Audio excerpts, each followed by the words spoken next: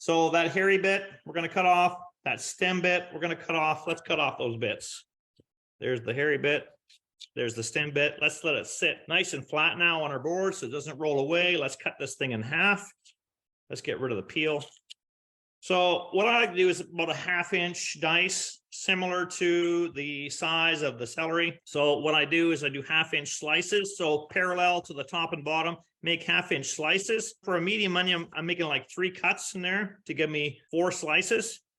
Line them up, keep that half onion shape, and just work that curvature. So a 1/2 inch cut, 1/2 inch cut, 1/2 inch cut.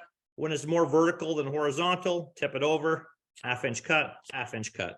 And you get perfect 1/2 inch dice, even through the center. I mean, look at this, right?